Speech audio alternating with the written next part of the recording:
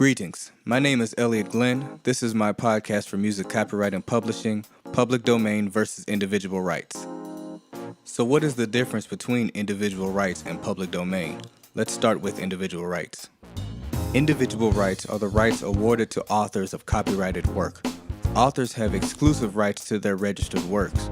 These rights allow the author's work to be protected and allows the author to collect damages if someone infringes their copyrighted work.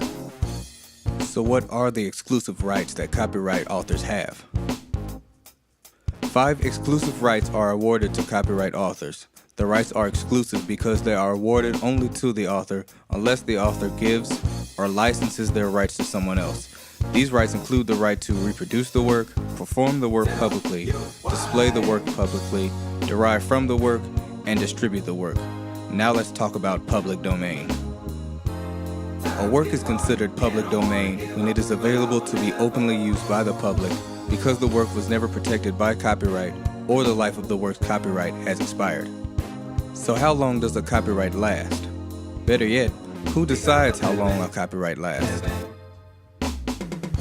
Copyright law dates all the way back to the U.S. Constitution, but just like most laws, there have been many amendments, and just like all U.S. laws, they are made by Congress. Copyright law has changed many times and will undoubtedly change again in the near future.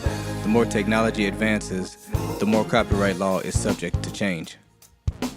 A copyright is effective for the life of the author plus 70 years, after which the work is considered public domain and can be used freely and is no longer copyrightable.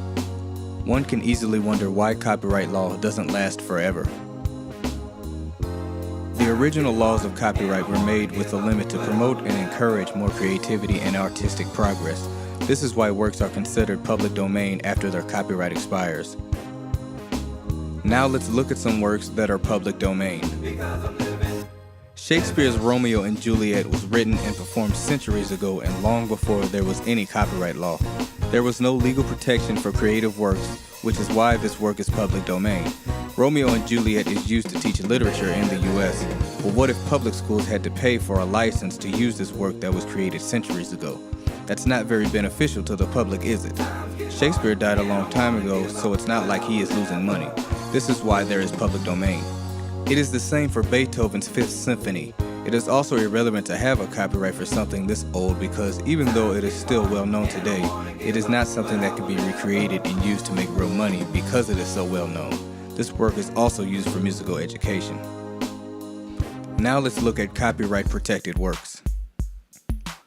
This is a song created by my brother and I that we made to be used for a summer science program for kids. I am using this song as an example because other people involved with the program are trying to get their hands on the song and claim ownership for it.